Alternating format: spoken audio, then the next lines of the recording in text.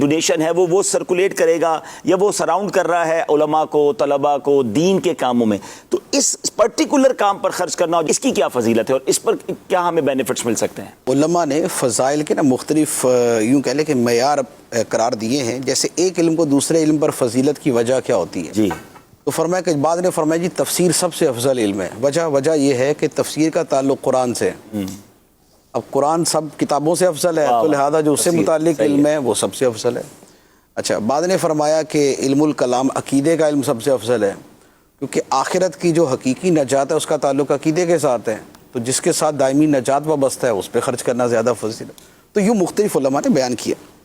اچھا، اب یہ ہے کہ جب کوئی رقم خرچ کی جاتی ہے، کوئی صدقہ دیا جاتا ہے، تو اس کو جس کام میں خرچ کیا جا رہا ہے اس کام کا اپنا مرتبہ کیا ہے؟ واہ واہ واہ، تو جتنا مرتبہ اس کا ہوگا تو اسی کے مطابق جو ہے وہ خرچ کرنے والے کو بھی ثواب ملے گا۔ ایک آدمی کوئی گلی ٹوٹی پھوٹی بناتا ہے اور ایک آدمی مسجد بناتا ہے، تو اب دونوں کے ثواب میں فرق ہوگا۔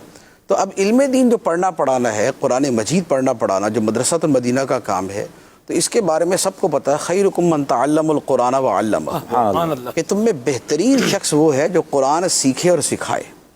تو اب جو مدرسۃ المدینہ ہے اس میں بھی یہی کام ہے، اور جو جامعۃ المدینہ ہے اس میں بھی یہی کام ہے کہ قرآن مجید سکھایا جاتا ہے، نمبر ایک۔ نمبر دو یہ کہ نبی پاک علیہ الصلوۃ والسلام کے جو بعثت کے، تشریف آوری کے، آپ کو جو اعلان نبوت کا حکم دیا، اس کے مقاصد جو قرآن پاک میں بیان کیے ہیں کہ ہم نے آپ کو کیوں بھیجا ہے، یا اس امیوں کے اندر، اس امت کے اندر کیوں بھیجا گیا، تو فرمایا کہ یتلو علیہم آیاتہ ویزکیہم ویعلمہم الکتاب والحکمہ، کہ یہ اللہ کی آیتوں کی تلاوت کرتے، کتاب کی تلاوت کرتے، اور لوگوں کو کتاب اور حکمت کی تعلیم دیتے ہیں، اور اس کے ساتھ ان کا تزکیہ کرتے ہیں، ان کی خامیوں کو دور کرتے ہیں، ان کو عیوب سے صاف کرتے ہیں، ان کی تربیت کرتے ہیں۔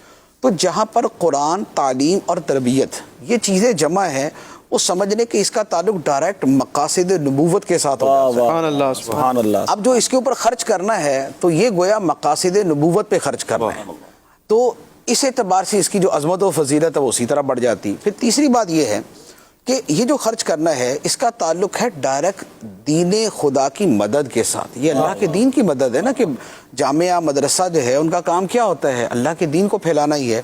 اور قرآن مجید کی آیت ہے ان تنصروا اللہ ینصرکم، سبحان اللہ، اگر تم اللہ کے دین کی مدد کرو گے تو اللہ تمہاری مدد کرے گا۔ سبحان اللہ۔ تو یہاں پر خرچ کرنے کے یہ جو دوسرے فضائل اور فوائد ہیں یہ بھی اس کے ساتھ وابستہ ہے۔